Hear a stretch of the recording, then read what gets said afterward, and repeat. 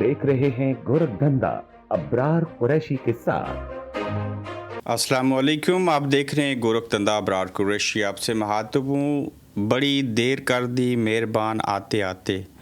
अचकज़ई ने सब के दावे झूठे साबित कर दिए और तमाम अफवाहें जो थी उनको ज़ेर कर दिया। कहा कि हम तहरीक चलाने के लिए तैयार हैं। लूट मार की एक तस्वीर और उसकी फिर कहानी। डोनाल्ड ट्रंप का जवाब, इमरान खान के 1000 दिन सब के ऊपर भारी कैसे हुए, इन समेत जो दीगर आज की अहम ख़बरें हैं उस पर भी बात करेंगे। लेकिन आज की सबसे बड़ी ख़बर ये है कि उन्होंने कहा कि ये इरादतन हमने खामोशी इख्तियार की हुई थी। उस प्रेस कॉन्फ्रेंस में अपोजिशन लीडर महमूद खान अचकज़ई ने कहा, जिसमें लतीफ़ खोसा साहब, सेक्रेटरी जनरल सुलेमान अकरम राजा, असद कैसर और दीगर लोग जो थे वो लाहौर में 35 मिनट की प्रेस कॉन्फ्रेंस में मौजूद थे। फिर वो कहते हैं कि जंग जारी थी और हम चाह रहे थे कि इस जंग के माहौल में पाकिस्तान जो सालिसी का किरदार अदा कर रहा है इसको करने दीजिए। हम यहाँ पे हैं और पाकिस्तान सबसे पहले है। पाकिस्तान से बड़ा ना इमरान खान, ना नवाज शरीफ, ना कोई फील्ड मार्शल, कोई भी नहीं है। कहते हैं कि यही बात इमरान खान भी कहते हैं कि पाकिस्तान सबसे पहले और उसके बाद सारी चीज़ें हैं। महमूद खान अचकज़ई कहते हैं कि हम एक हैं, नेक हैं। अलीमा खान और खान साहब की तमाम बहनें हमारी बहनें हैं। सुलेमान अकरम राजा ने दाएं तरफ बैठे हुए जब ये जुमला महमूद खान अचकज़ई इमरान खान की बहनों के बारे में कह रहे थे तो उन्होंने हाँ में हाँ भी मिलाई। साबित ये हुआ कि पाकिस्तान तहरीक इंसाफ के कारकुनान जो हैं और हम समेत जो बास लोग हैं, ये तज्ज़िये और तबसरे करते हुए जल्दबाजी का मुजाहरा करते हैं और वहाँ पे पाकिस्तान तहरीक इंसाफ की जो अपनी क़यादत है उसे सोशल मीडिया के ऊपर जो कुछ हो रहा है उसे सामने रख के नहीं चलना, बल्कि रियलिस्टिक बन के हालात और वाक़यात को सामने रखते हुए अपनी एक पॉलिसी देनी है और सोशल मीडिया को इग्नोर करना है किसी हद तक और आगे बढ़ना है। इस तारीख से पता चला कि वो कह रहे हैं कि ये जाली हुकूमत है, जाली अवामी मैंडेट से आई है, मुल्क के इदारे तबाह हो चुके हैं, अदालतों का सत्यानाश हो चुका है, तो लिहाजा किसान जो है वो मुश्किल में है, पूरे मुल्क की अवाम मुश्किल में है, बेरोज़गारी है। तो इमरान खान जो है वो जेल में है और बेगुनाह है। और फिर आप देखिए साहिबों के महमूद खान अचकज़ई की इस प्रेस कॉन्फ्रेंस के बाद ये साबित हुआ कि अब भी कारकुनान और पाकिस्तान के अवाम जो हैं, जिन्होंने इमरान खान को दुनिया का वर्ल्ड रिकॉर्ड बना के जेल में बैठे हुए उस शख्स की, उस जमात को जिसका इंतखाबी निशान छीन लिया गया, जिसे चिमटा, बैंगन और पता नहीं क्या क्या सैकड़ों किस्म के आज़ाद उम्मीदवार बना के उनको इंतखाबी निशानात दिए गए और फिर भी वो जीत गए।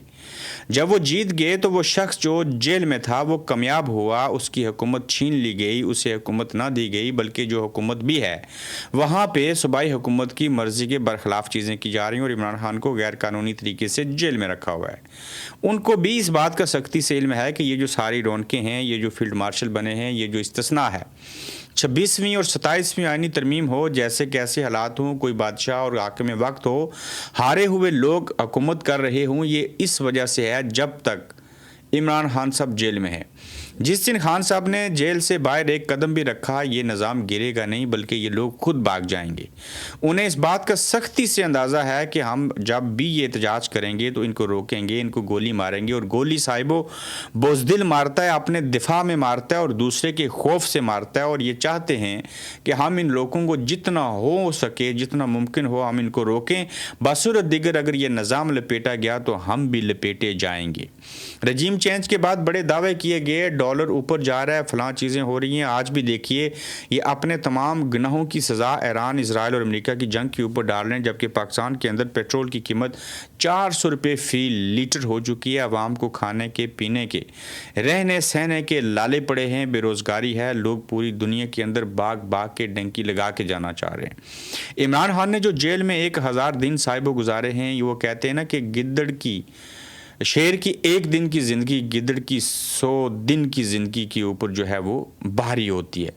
इमरान खान ने आज तक ये गिला और शिकवा नहीं किया कि मैं बीमार हूँ, मेरी कमर दर्द कर रही है, मेरे प्लेटलेट्स कम हो गए हैं, मुझे बैरूनी दुनिया में भेजो या पाकिस्तान ही के अंदर जो अस्पताल है वहाँ भेजो। मैंने आपको पहले कहा था कि खान साहब बीमार होंगे नहीं, इन्हें बीमार किया जाएगा और फिर जब बीमार हुए तो उसके बाद भी यही लोग उनको लेके गए। दिन की रोशनी में ना लेके जा सके, रात رات کے اندھیرے میں لے کے گئے، چونکہ اجالے میں اگر لے کے جائیں گے تو لوگ کہیں پہنچ نہ آئیں۔ اتنا خوف ہے عمران خان کا کہ ان کا علاج بھی دن کے وقت نہیں کیا جا سکتا، رات کو کم از کم 24 گاڑیاں آگے پیچھے دائیں بائیں رکھ کے پورا اسپتال خالی کروا کے انہیں لے کے جانا پڑتا ہے، اور ان کی فیملی کو ان سے نہیں ملنے دیا جا رہا۔ لیکن آج کی پریس کانفرنس اس بات کا ثبوت ہے، جس کے نتیجے میں یہ آگے چل کے چیزیں سامنے آئیں گی کہ تحریک انصاف ان ایکشن ہوئی ہے، اور انہوں نے جو باتیں اہم کہی ہیں اس میں محمود خان اچکزئی، سلمان اکرم راجہ، اسد قیصر، لطیف کوسہ اور دیگر نے جو پریس کانفرنس کی ہے، تحریک انصاف میں کہتے ہیں کوئی گروپنگ نہیں ہے، پاکستان جنگ کے دوران کردار ادا کر رہا تھا، ہم نے اس وجہ سے ایکٹیویٹی کم کی تھی۔ پہلے تم نے ڈی چوک میں پی ٹی آئی کارکنان کو گولیاں ماری، پھر ٹی ایل پی والوں کو، اور پھر اہل تشیع کو گولیاں ماری۔ تاریخ گواہ ہے، جب فوج اپنی عوام کے خلاف بندوق اٹھاتی ہے تو فوج ہار جاتی ہے۔ آپ سندھ، بلوچستان، سرائکی، پنجابی، پختون، کشمیری کو ان کے وسائل کا پہلے حق دے دیں، اس کے بعد بھی اگر وہ بندوق اٹھاتے ہیں تو ہم آپ کے ساتھ مل کر ان کے خلاف بندوقیں اٹھائیں گے۔ یہ بہت بڑی سٹیٹمنٹ دی محمود خان اچکزئی نے۔ اسد قیصر نے کہا کہ میں ایک بات واضح کر دوں، P T I Imran Khan کے بغیر کچھ بھی نہیں، اگر کسی کے ذہن میں ایسا کچھ ہے تو وہ نکال دے۔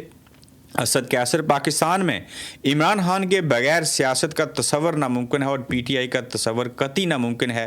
عمران خان کے بغیر اگر کوئی یہ سمجھتا ہے کہ عمران خان کو سائیڈ لائن کر دیا جائے گا یا منظر سے ہٹا دیا جائے گا تو یہ اس کی بیوقوفی اور خام خیالی ہو سکتی ہے۔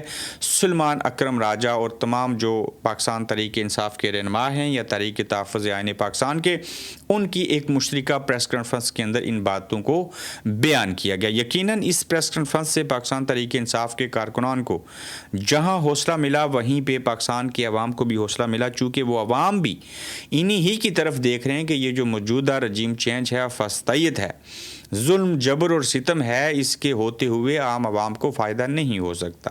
صاحب جہاں عمران خان کو 1001 دن ہو چکا ہے جیل کے اندر، وہیں پہ آپ اگر دیکھیں تو لاکھوں گھروں کے اندر چھاپے مارے گئے، ہزاروں کارکنان کو جیلوں میں رکھا گیا، 1 لاکھ کے قریب ایف آئی آر کی گئی ہیں، اور یہاں پہ لوگوں کو کچل کے رکھ دیا گیا۔ اس کے باوجود لوگ بول رہے ہیں، لوگ خاموش نہیں ہیں، اور لوگوں کی یہ کوشش ہے کہ ہم اپنے حصے کا کام جو ہے وہ کرتے رہیں۔ دیکھیے نا، ون کنسٹیٹیوشن کا جھگڑا کیا ہے۔ یہ بلڈنگ ہے بالکل پارلیمنٹ، سپریم کورٹ کے ہی علاقے میں بالکل آس پاس میں ہے، اس کو بنے ہوئے کئی سال ہو چکے ہیں، لیکن مسئلہ کیا ہے کہ ون کنسٹیٹیوشن کا جھگڑا بالکل ایسا ہی ہے کہ آج کسی حکومت کو اگر پتہ چلے کہ ڈی ایچ اے اور بیریا نے جس زمین پر گھر بنا کر لوگوں کو بیچے ہیں اس زمین کی پوری قیمت ادا نہیں کی، تو وہاں جتنے رہائشی ہیں ان کو گھر توڑ کر نکال دیا جائے۔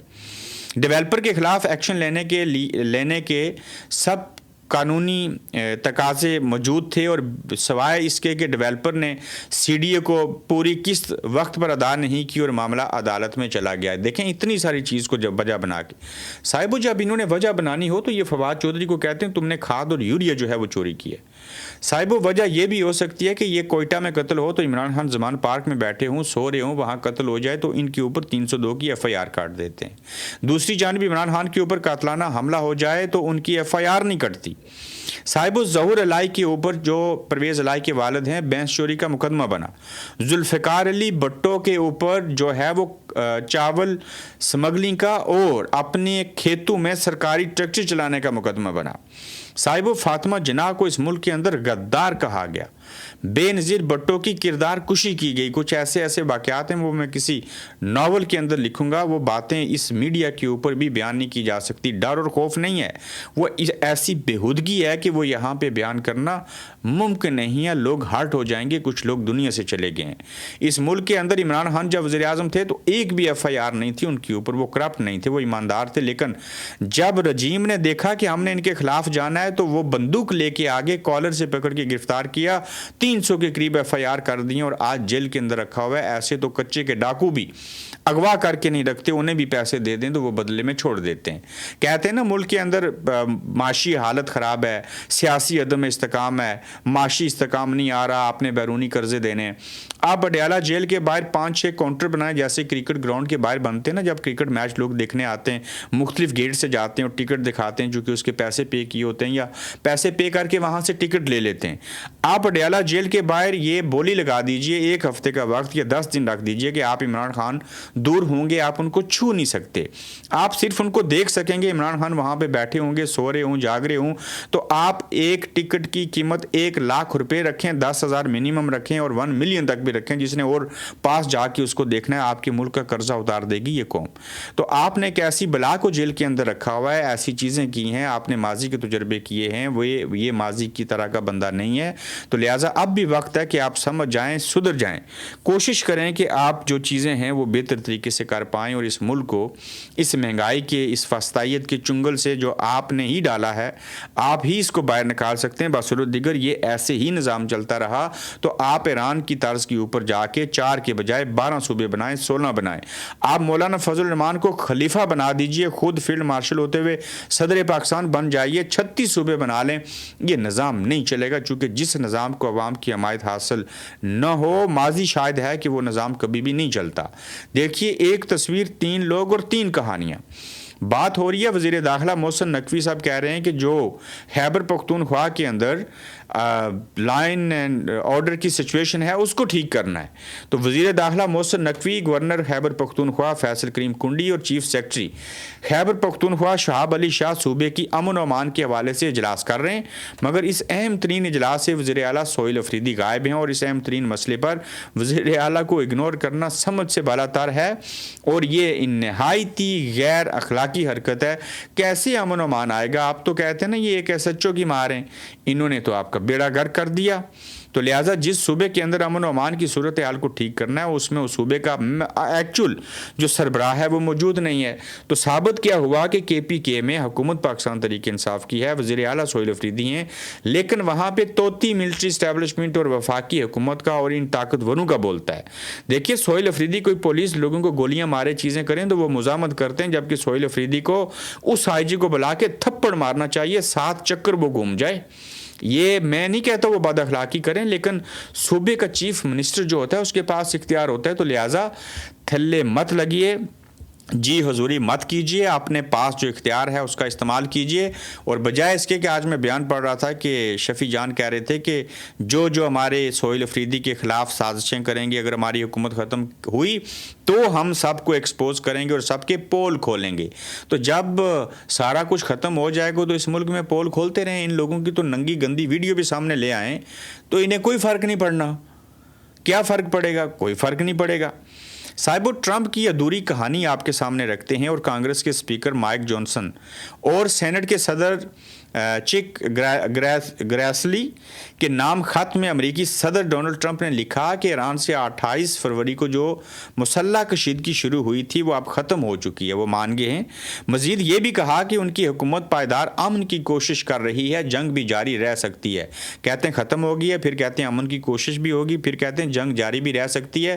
یہ پریکٹیکلی ذہنی مریض ملا ہے امریکہ کو, اور امریکہ کے عوام کو آئندہ شرم آئے گی کہ وہ کس نوعیت کے جو لوگ ہیں ان کو جو ہے وہ اس سسٹم کے اندر لائے اور امریکہ جیسے ملک کا صدر بنا دیا, جس نے اس امریکہ کو اور اس صدارت کو پوری دنیا کے سامنے مذاق بنا کے رکھ دیا. سی ٹی ڈی کی کیسی کارروائی, یہ تو آپ کو پتا ہوگا نا. سی ٹی ڈی بھی ہے جو لوگوں کو مارتی ہے, 150 سے زائد بندہ مار چکی ہیں, ابھی ایک اور تنظیم بنا رہے ہیں, فورس بنا رہے ہیں, تو اس کے تحت پتہ نہیں کیا کیا ہوگا. سی ٹی ڈی ٹیم مال روڈ پر گشت کر رہی تھی. مخبر نے بتایا کہ ایک شخص سعد ریاض مسجد حنیفہ غوثیہ میں القاعدہ کی دعوت دے رہا ہے, چھاپا مارا جائے تو گرفتار ہو سکتا ہے. چھاپے کے دوران ملزم سے 5 بین کتابیں برآمد ہوئی, دائیں جیب میں القاعدہ کا کارڈ بھی تھا. مقدمے کا متن کیا ہے؟ سعد یوٹیوب چینل کے لیے کام کرتے ہیں. ٹھیک ہے جی. 20 سال سے امریکی CIA القاعدہ کا کوئی ممبرشپ کارڈ تلاش نہیں کر سکی, یہاں تک کہ اسامہ بن لادن کے گھر سے القاعدہ کا ممبرشپ کارڈ برآمد نہیں ہوا.